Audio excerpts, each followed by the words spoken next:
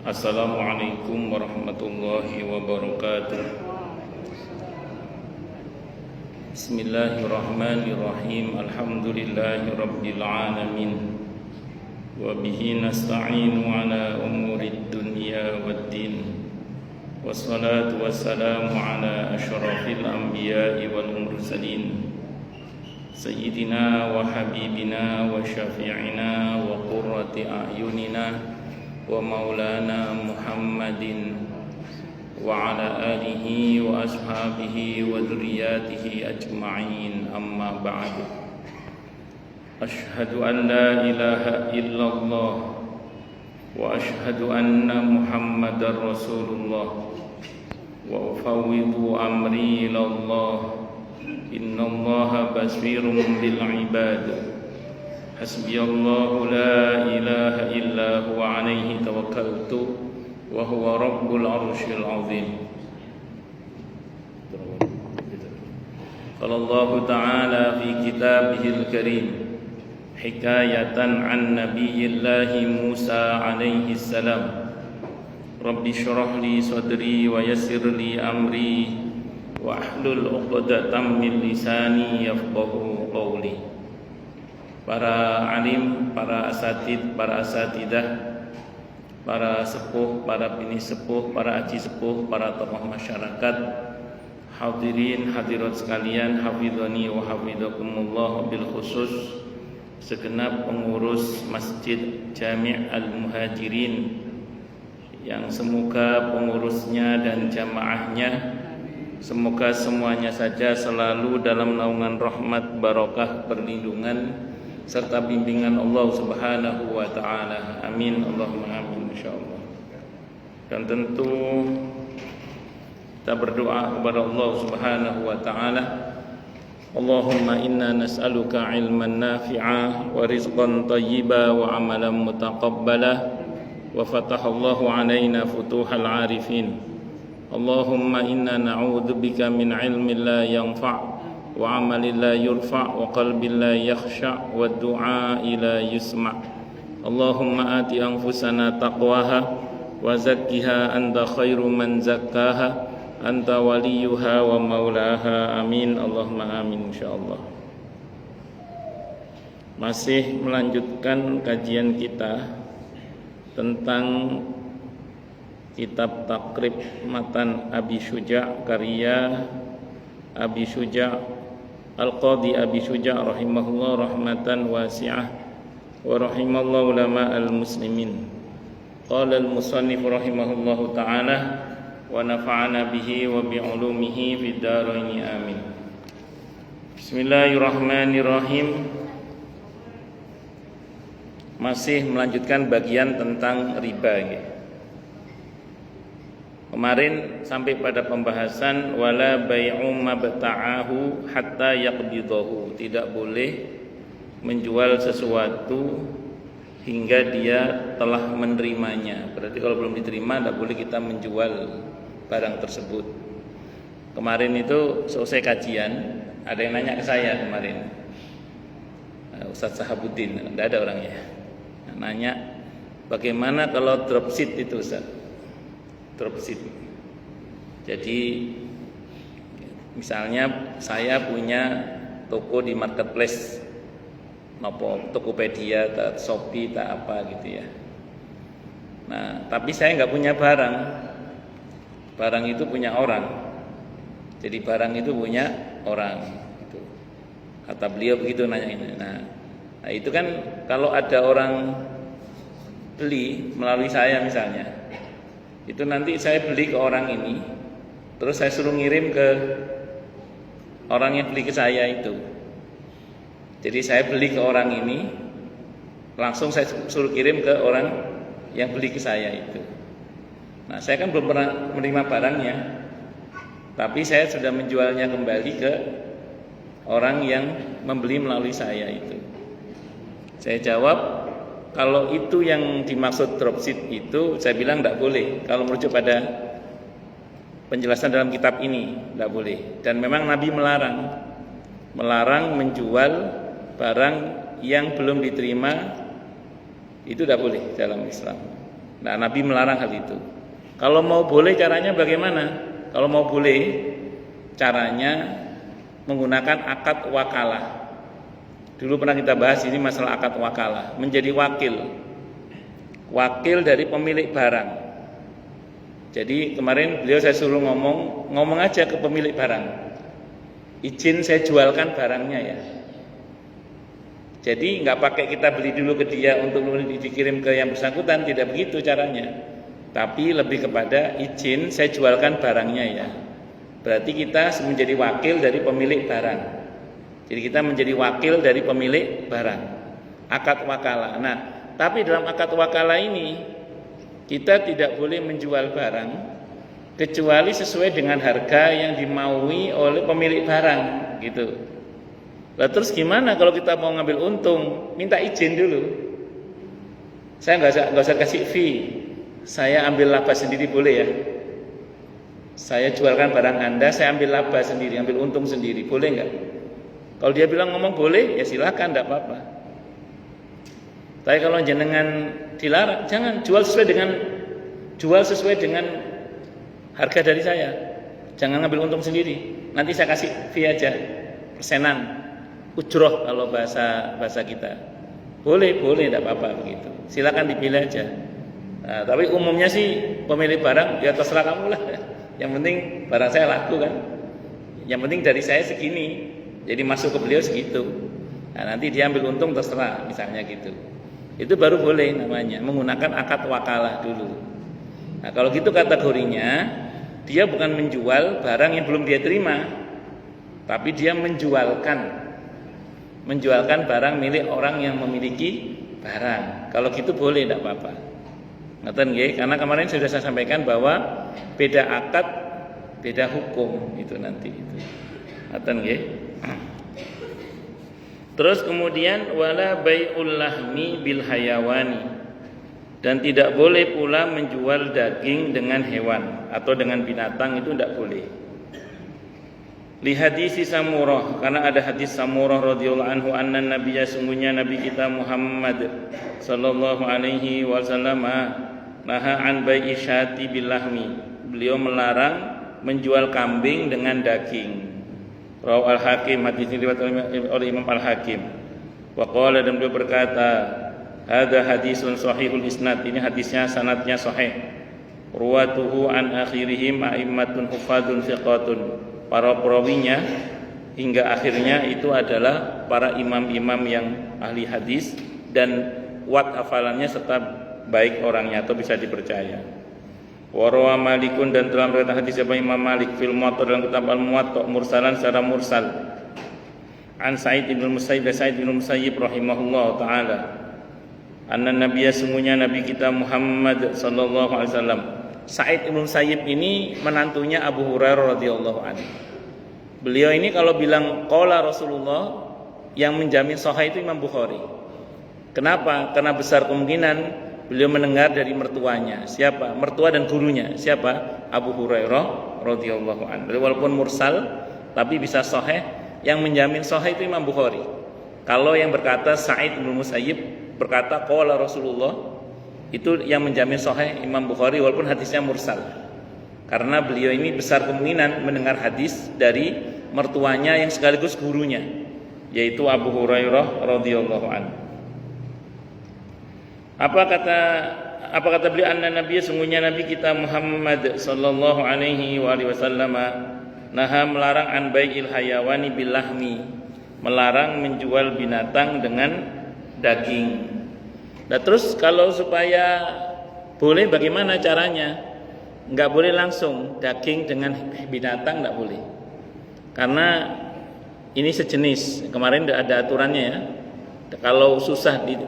Kalau tidak bisa diukur dengan jelas kepastiannya, masuk dalam kategori horor. Contoh gini, kambing dikira-kira beratnya berapa kilo dagingnya. Kalau daging kan jelas timbangannya. Nah, sementara kalau kambing kan belum jelas jadinya berapa. Bisa jadi prediksi keliru. Nah, karena ada kemungkinan horor maka tidak boleh. Kalau mau boleh, caranya gampang. jual dulu kambingnya, nanti beli dagingnya.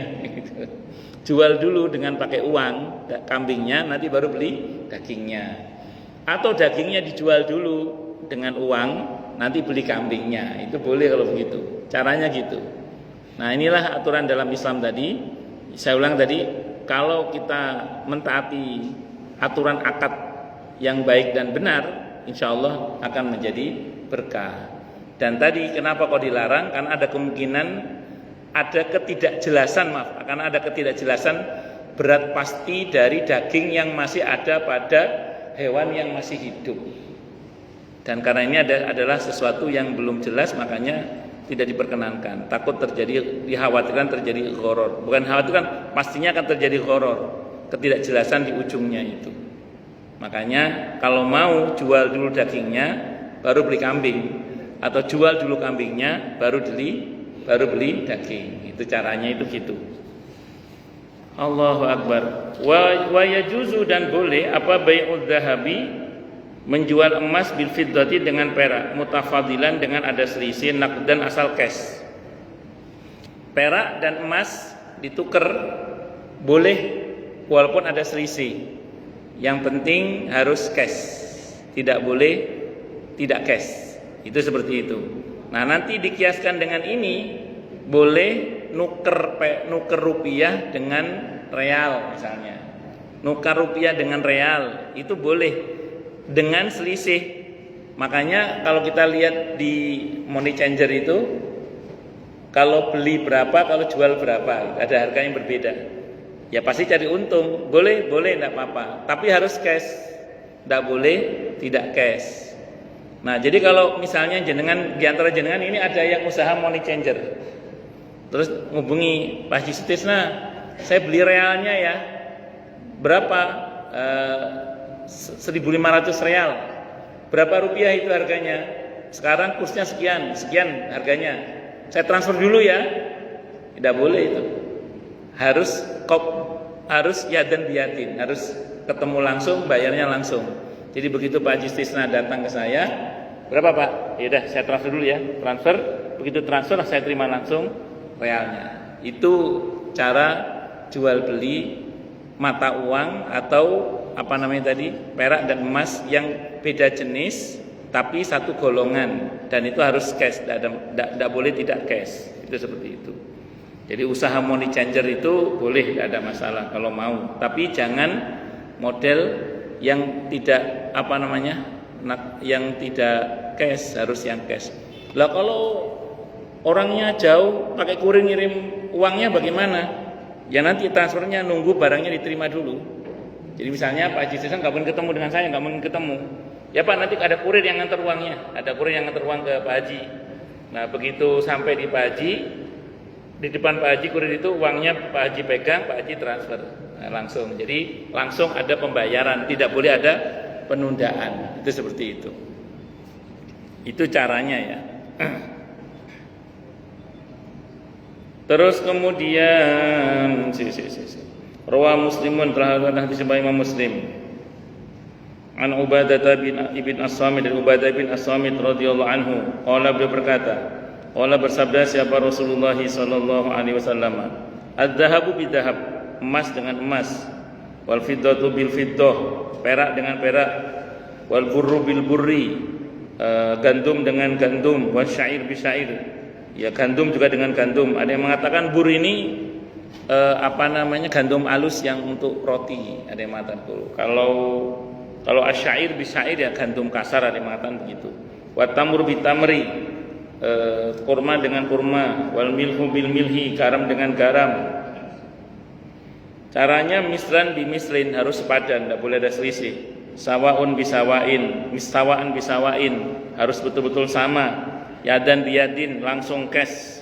Faidah talafat, maka apabila ada selisih, apa hadil asnafu, bagian-bagian ini atau macam-macam ini, fabi'u kaifa syi'tum, maka silakanlah kalian jual sebagaimana yang kalian kehendaki. Idza kana yadan biyadin, yang penting harus cash. Jadi kalau yang sama jenisnya, emas, perak harus sama timbangannya, kuantitasnya harus sama. kuantitasnya harus sama, tidak boleh ada beda. Tapi kalau ada perbedaan, kata Nabi silahkan diperjualbelikan sesuai dengan yang kalian mau. Ambil untung boleh kalau bahasa kita. Ya, silahkan. Yang penting yadan biadin. Yang penting cash, tidak boleh ada tidak cash, harus cash. Waru al-Bukhari dan datang di Imam al-Bukhari wa Muslim anil Bara dari al-Bara ibn Azib wa Zaid ibn Arqam radhiyallahu anhu manaha telah melarang siapa Rasulullah sallallahu alaihi wasallam an bai'id dzahab dari menjual emas bil waraqi dengan perak dainan secara hutang. Tidak boleh jual emas dan perak secara hutang, itu tidak boleh. Ini yang berkaitan dengan jual beli perak dan emas. Makanya kalau beli emas, beli perak, usahakan cash, jangan sampai kredit. Nah, cuman kemarin sudah saya bahas di sini ya. Ini cuman saya kasih tahu aja bahwa DSN dan MUI itu punya pertimbangan bahwa emas di zaman sekarang itu ilatnya sebagai benda ribawi itu sudah tidak terjadi lagi, mengingat emas dan perak itu saat ini tidak lagi menjadi alat tukar. Dia semacam komoditi. Ini fatwa MUI dan DSN yang saya tahu. DSN itu Dewan Syariah Indonesia Nasional. Nah, karena bukan lagi sebagai benda ribawi, karena bukan alat tukar, tapi lebih kepada komoditi, maka diperjualbelikan dengan cara tidak cash atau ngutang pun boleh, tidak ada masalah. Ini fatwa terakhir dari MUI atau DSN. Cuman kalau kita menggunakan pakem dalam kitab ini dan dalam hadis-hadis yang kita baca tadi, apapun namanya itu, emas dan perak itu termasuk benda ribawi. Kalau di kitab ini kan benda ribawi itu ada dua macam. Yang pertama naqd dan mat'umat. Naqd itu uang yang saat itu adalah emas dan perak. Yang kedua adalah mat'umat. Mat'umat itu aneka makanan. Kalau rinciannya ada 6. Emas, perak, gandum halus, gandum kasar, garam, kurma, ada 6. Ini benda ribawi. Nanti yang lainnya dikiaskan. Kayak uang itu dikiaskan nanti itu. Nah, jadi merupakan benda ribawi. Nah, terhadap benda-benda ribawi ini memang kita mesti berhati-hati. Karena kalau tidak nanti khawatirnya masuk dalam kategori akad yang riba yang batil itu. Nah, kapan hari itu saya baca nonton di IG kalau nggak salah itu, ada berita rame-rame di Cina itu, yang itu soal jual beli emas yang secara tidak cash itu. Kan sekarang ini ada juga jual beli emas yang kayak virtual gitu kan. Contoh gini misalnya, ada lembaga keuangan tertentu itu jual emas, yang kalau Anda mau ngambil emas Anda itu, dia bilang belum ada emasnya, kita cetak dulu. Tapi ada lembaga keuangan tertentu, begitu Anda nanya mana emas saya, emasnya langsung ada, itu ada. Nah, ini yang pertama tadi itu khawatirnya emas fiktif itu.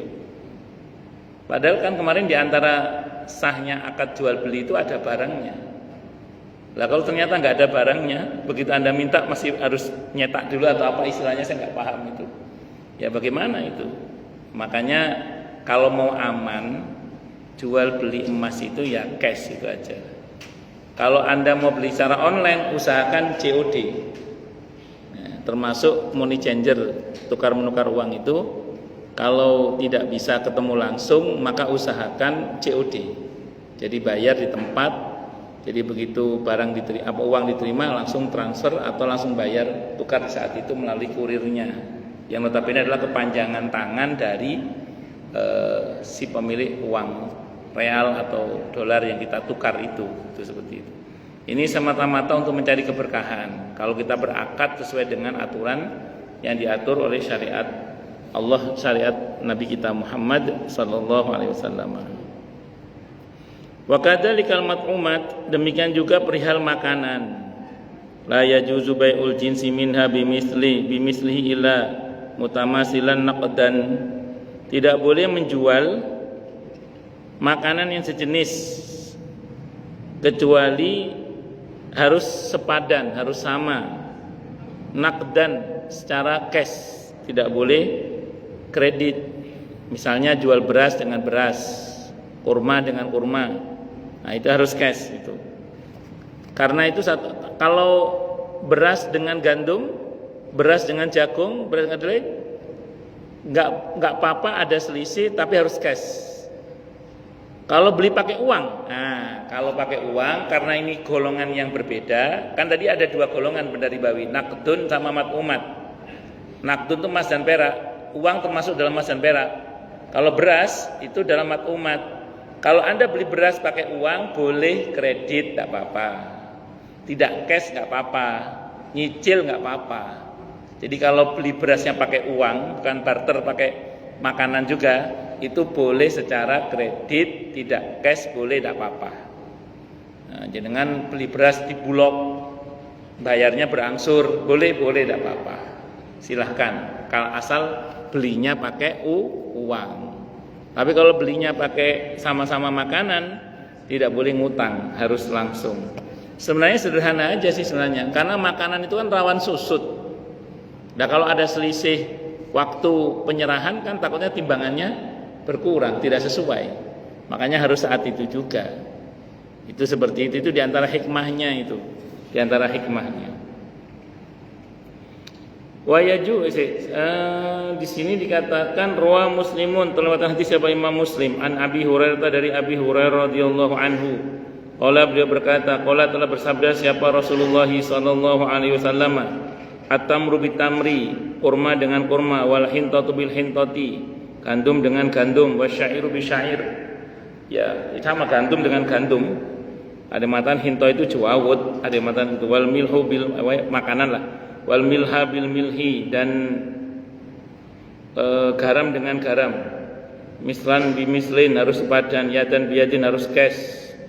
Faman zada, barang siapa yang menambah, au izdada atau minta ditambah, faqad arba, maka sungguh dia telah berbuat riba.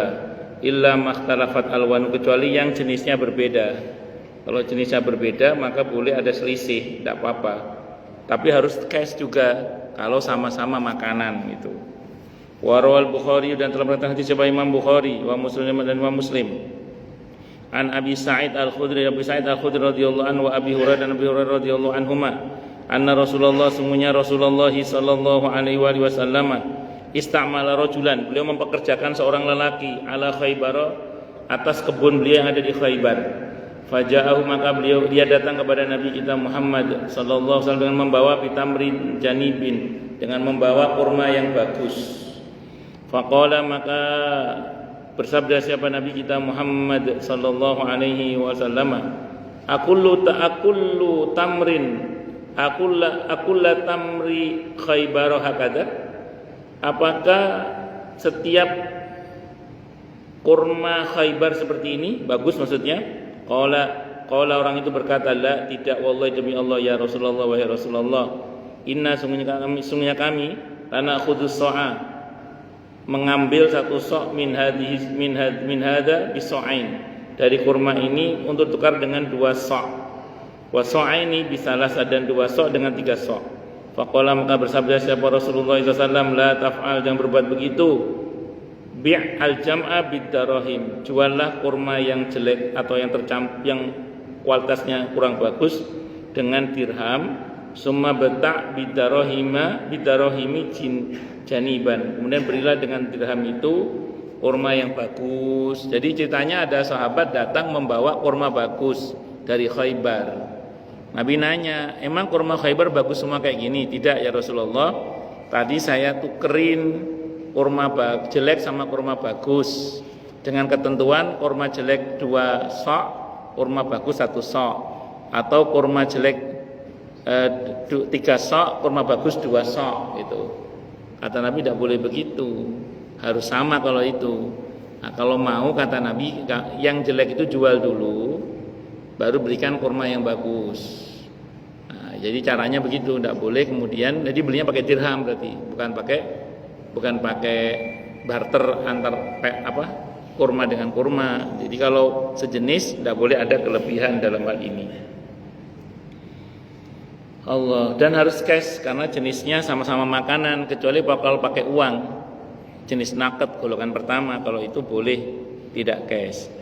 Wa yajuzu bai'ul jinsi minha bi ghairihi mutafadilan naqdan, dan boleh menjual jenis darinya dengan selain dari jenisnya dengan selisih berat, tidak ada masalah. Naqdan yang penting cash. Jadi kalau beda jenis, kalau kurma sama gandum misalnya ada selisih berat, selisih kuantitas, boleh, tidak ada masalah. Yang penting harus cash. Kalau pakai uang boleh tidak cash. Wala yajuzu bai'ul gharar, dan tidak boleh jual beli yang mengandung gharar. Gharar itu ketidakjelasan, ya, majhul akibah, tipu-tipu yang ujungnya itu enggak jelas, itu gharar namanya. Huwa kullu bai'in fihi jahalatun, yaitu gharar itu adalah jual beli yang di dalamnya ada ketidakjelasan.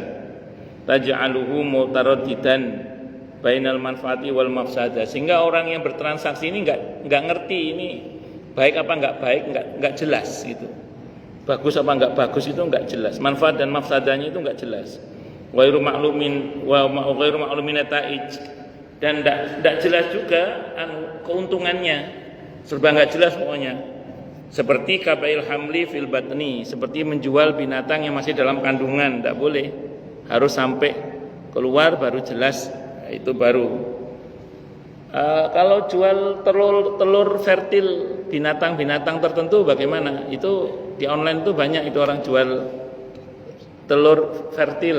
Nah, jadi telur merak misalnya, telur apa ya, ayam apa gitu, fertil katanya.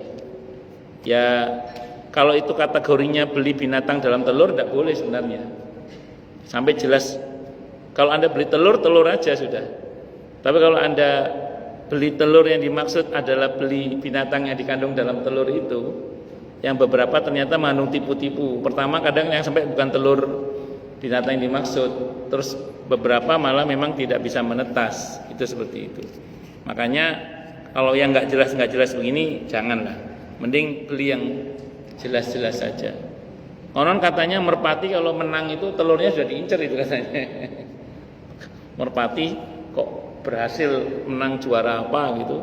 Nah, terus nanti itu kalau dengan pasangannya nelor, pasangannya itu telurnya udah diincar, sudah di DP atau apa. Semacam-macam. Ya, pokoknya jangan, kalau nggak jelas janganlah. Walabani fid dar', dan menjual susu yang masih dalam kantongnya, kantong kambing atau kantong sapi tidak boleh.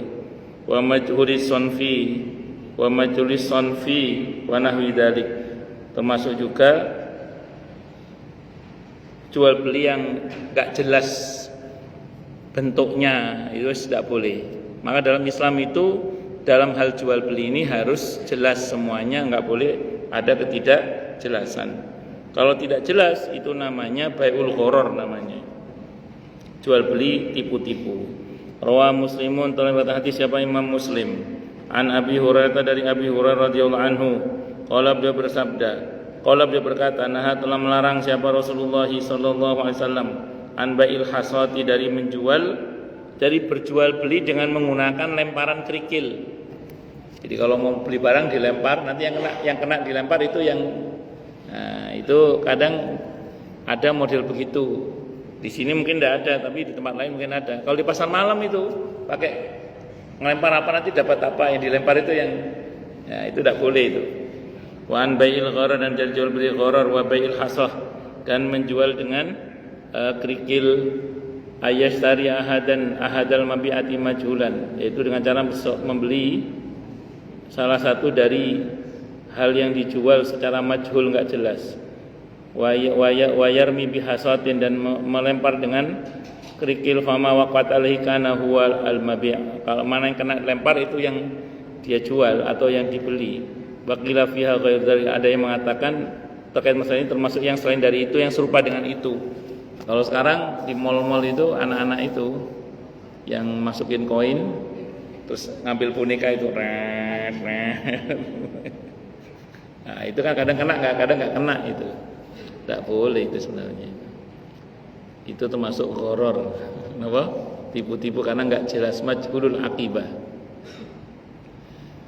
Nah, kalau anaknya ngerengek nangis-nangis minta itu, kalau gitu jangan niat beli, niat main aja udah. Niat main aja. Jadi jangan niat beli. Enggak, anak saya nangis mau main ini, ben main buat mainan nyet buat main. Adapun kok kena itu ya hadiahnya berarti itu. Jadi jangan niat beli boneka itu. Kalau niat beli boneka itu horor karena belum tentu dapat. Nah, itu termasuk itu apa namanya itu? Mystery box. Mystery box. Kan ada tuh mystery box itu. Jadi dia jual box yang isinya itu untung-untungan aja, untung-untungan. Kalau dapat bagus ya bagus, kalau dapat jelek ya jelek. Bahkan kadang nggak dapat, kadang zong nggak dapat apa-apa. Itu tidak boleh itu, horor itu, tipu-tipu tidak boleh. Mystery box itu tidak boleh. Terus kalau anaknya nangis pengen beli, ya nggak usah beli isinya berarti, beli boxnya itu aja. Nggak usah beli isinya, beli boxnya itu aja. Jadi beli boxnya. Jadi dikasih catatan pas beli di online itu, kasih catatan saya beli boxnya ya. Nggak usah pakai mystery box, saya beli boxnya. Soal dapat isinya ya alhamdulillah, nggak dapat ya nasib. Tapi kalau jual isinya nggak boleh. Loh, Ustadz memang hela hukum begitu boleh ya? Hela hukum yang nggak boleh itu kalau kita niatnya untuk mempermainkan hukum. Tapi kalau dalam kondisi di mana hela terpaksa diambil itu boleh, tidak apa-apa. Nah, di dalam Al-Quran contoh hela hukum yang diperbolehkan itu ketika Nabi Ayub itu pernah janji, nanti kalau saya sembuh akan saya pukul kamu, istrinya maksudnya, akan saya pukul kamu 100 kali pukulan. Ceritanya istrinya itu kan nggak punya duit, istrinya Nabi Ayub alaihissalam, jual rambutnya. Nabi Ayub tuh seneng sama rambutnya istrinya itu. Begitu tahu istrinya rambutnya pendek, ditanya, mana rambutmu? Tak dol mas, nggak ada duit. Wah, awas tak, engkau aku harus tak gebuk sampai 100 kali. Nah, ketika beliau sembuh, Nabi kan tidak boleh bohong. Nabi kan tidak boleh bohong. Ning gepuki bojo ya sakit. Wong saat semua meninggalkan beliau ini yang setia menemani, masa terus tak pukul 100 kali. Nabi Ayub itu ya rada serba salah gitu. Akhirnya Allah ajari, sudah gini aja, ambil itu ilalang 100 tangkai ilalang, pukul istrimu sekali. Udah selesai. Nah, itu pernah terjadi di masa Nabi. Ketika ada seorang anak muda berzina. Anak muda kalau belum nikah berzina kan dicambuk berapa? 100 kali. Diasingkan selama 1 tahun. Nah, begitu mau dicambuk ternyata anak muda ini lagi sakit bengek. Ya nggak usah dipukul 100 kali, dipukul sekali aja mungkin udah mati dia ini. Maka sahabat itu sowan sama Nabi, ya Rasulullah, ini bingung, ini anak muda kalau saya cambuk 100 kali, gak usah 100, saya pukul sekali aja udah mati anak muda ini, sakitnya parah kayak gini. Kata Nabi, aukamakol, seperti dalam surah tentang Nabi Ayub itu, ambil 100 tangkai ilalang, pukul dia. Kalau Nabi bukan ilalang, ambil lidi itu, lidi kurma, ambil 100 lidi kurma. Akan kurma itu ada pelepahnya yang kayak belaraknya itu loh, belaraknya itu kumpulkan 100, pukul dia sekali, dan sama dengan sekali. Nah, itu namanya hela hukum. Tadi apa yang saya katakan tadi itu bagian dari hela hukum. Ya daripada haram mending hela hukum. Tapi ingat loh ya, jangan digunakan untuk mempermainkan hukum. Tapi untuk kondisi-kondisi tertentu di mana terpaksa. Daripada nerjang haram terpaksa, hela hukum itu diperkenankan.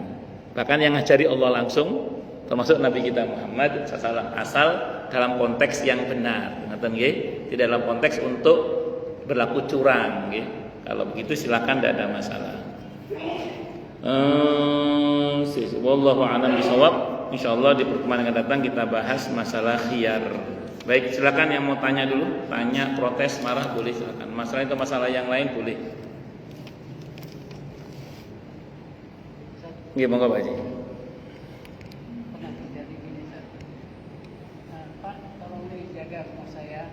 misalkan memang Bapak mau beli, ya belilah rumah saya dengan harga sekian, gitu kan, 16 lah katakan. Pada saat itu bilang, tunggu Bu ya, kira-kira 1 bulan saya bayar, gitu kan. Tapi kejadiannya apa ya, saat ada yang datang pada saya, di rumah dijual dia berapa ya, paling sekitar 20 lah saya tanya dagang. Saya bawalah kepada yang punya rumah ini, Bu, jadi kan Ibu punya rumah yang masuk itu 16, oke, tapi gini Bu, saya bawa orang, berani dia di atas 20, gitu kan. Nah, setelah itu bingung kan sih Ibu kan, kalau dia rumah saya 16 tapi saya bawa orang ini berarti 20. Gimana akhirnya negosiasi saya lepas gitu, saya pembeli dengan si ibu ini saya lepas, saya tinggal gitu kan. Nyatanya mintanya 28 tinggi lagi kan. Nah setelah itu jadi deal 28 sampai sekarang masih ditempatin rumah itu kan. Nah itu sampai sekarang saya bingung gitu, gimana ini saya dari ibu ini nggak datang-datang. Sebentar, ini Pak Haji mempertemukan antara pemilik rumah dengan pembeli yang tadinya 16 tapi sampai dealnya menjadi 28. Deal. Apa ya dealnya? Iya, dealnya 28 tadi. Iya, dealnya 28. Nah, terus kemudian pikir saya kan ada kelebihan kan lumayan 12 jutaan gitu kan. Tapi nggak sampai ke Pak Haji gitu. Nggak sama sekali ya. sampai sekarang itu. Orang ini kan sampai sekarang masih bertahan nempatkan rumah itu. Ya itulah pentingnya akad yang jelas ya. Pentingnya akad yang jelas Pak Haji. Jadi harusnya Pak Haji itu di awal ngomong, ini saya punya pembeli ini, saya akan pertemuan dengan panjenengan, tapi Anda kan tadi minta berapa? Sekian, ini berani bayar segini, saya mau kasih fee berapa? Kalau saya pertemukan, harusnya di awal gitu Pak Haji. Harusnya di awal begitu. Tapi ya sudahlah, ini terlanjur. Tapi dalam ini Pak Haji bukan sebagai yang mendolimi, tapi yang ditolimi Pak Haji dalam hal ini. Karena harusnya Pak Haji mendapat bagian itu. Loh, kan tidak ada akad memberikan fee. Ada di awal ada akad memberikan fee nggak Pak Haji di awal? Nggak ada. Harusnya tetap diberi karena itu perkara yang ma'ruf. Jadi ini jelas ada jasa dari Pak Haji berkaitan dengan mempertemukan antara Pak Haji antara pembeli dengan penjual tadi itu. Nah, harusnya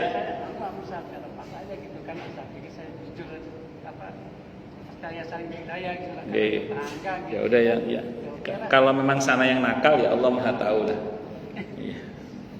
Insyaallah Allah berkahi Pak Haji insyaallah. Amin. Monggo yang lain silakan. Monggo Pak, monggo. Kalau beli rumah tapi belum dibangun Pak, seperti di real estate. Oh, itu nanti akadnya salam, Pak. Akad salam itu.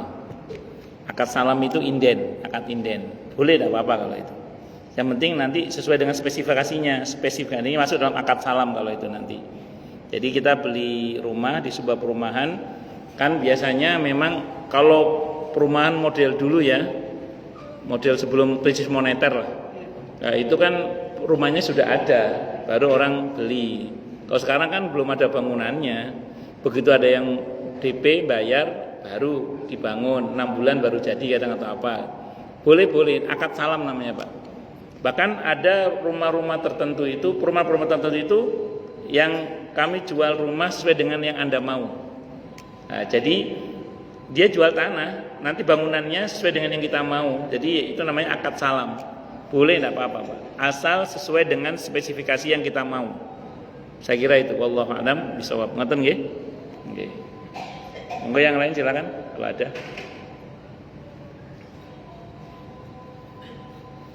Kan kemarin itu sempat saya sampaikan di sini bahwa dosa riba itu kan besar sekali. Maka tadi akad-akad tadi itu kalau sampai kita terjebak pada perbuatan riba, itu bukan hanya semata-mata perpindahan haknya yang bermasalah, tapi dosanya besar juga. Nah, itu yang jangan sampai terjadi pada kita itu. Kalau terjadi bagaimana Ustaz? Dulu belum tahu ilmunya, tobat, minta ampun kepada Allah. Jadi kalau kita misalnya namanya manusia, ya tobat minta ampun pada Allah dan berhenti, jangan diulangi lagi. Yang lalu biar berlalu ila maqad salaf, kedepannya jangan begitu lagi. Itu seperti itu. Kalau dulu di masa jahiliyah, kenapa kok dosa riba itu gede banget ya? Di masa jahiliyah dulu itu akad-akad riba itu berdampak kepada penyitaan aset, dan itu bukan benda kadang tapi orang. Jadi dulu kalau ada orang berakad dengan akad riba dan tidak kuat bayar, itu yang disita bukan rumahnya, yang disita itu anaknya. Di zaman jahiliyah itu yang disita itu anaknya. Non sewu nggih, dasar jauh-jauh di masa kita saja ada nggak istilah anak dibuat bayar utangnya? Ada. Saya pernah tahu soalnya ada seorang duda ngutangi seorang Pak Haji ini nggak kuat bayar ke si duda ini. Terus si duda ini bilang, ya saya mau utang Pak Haji lunas tapi anak Pak Haji harus nikah sama saya. Anaknya cantik anaknya itu. Itu masih mending Pak dinikahi. Kalau dulu dibuat budak Pak. Jadi anaknya disita dibuat budak. Kalau anaknya diambil satu, orang Arab kan gampang nanti bikin anak laki lah. Orang Arab kan batu aja jadi anak Pak. Kira-kira gitu. Makannya kambing, kita kan makannya ongol-ongol. Itu dulu gitu, anaknya disita. Dan Nabi tidak mau, semacam trafficking gitu. Itu di masa jahiliyah itu legal. Bahkan kalau anaknya sudah habis, yang disita siapa? Istrinya disita Pak. Naudzubillahi min syarri dzalik. Dulu istri itu di masa jahiliyah itu bisa dibuat benda warisan. Jadi wanita itu di masa jahiliyah tidak hanya tidak dapat warisan, tapi bisa diwariskan seperti barang. Islam datang mengangkat derajat kaum wanita dari seperti barang yang bisa diwariskan sampai akhirnya mendapatkan warisan, menjadi dapat warisan. Maka Islam telah mengangkat derajat kaum wanita dari -1 ke +1 Pak. Jadi Islam itu telah mengangkat derajat wanita dari -1 ke +1. Kenapa -1? Dari seperti barang yang bisa diwariskan akhirnya bisa dapat bagian waris. Itu Islam datang. Makanya dosa riba gede banget karena konsekuensinya itu yang disita nggak cuma rumah Pak. Yang disita itu bisa anak, mentok istri disita Pak. Itu seperti untuk jadi budak. Kalau tadi mending di kita itu bayar utang pakai anak diambil istri. Ini kan enggak, jadi budak. Naudzubillahi min syarri dzalik. Makanya dosa riba itu bisa sangat besar sekali. Saya kira ini Islam datang memberantas semua itu gitu. Itu seperti itu. Baik, kita tutup dengan hamdalah. Alhamdulillahirabbil alamin. Semoga kajian kita bisa bermanfaat, mubarakah di dini wa dunya wal akhirah untuk kita, keluarga kita dan seluruh umat Islam semuanya, dan mudah-mudahan kita semua dijadikan oleh Allah sebagai orang-orang yang sukses dunia akhirat.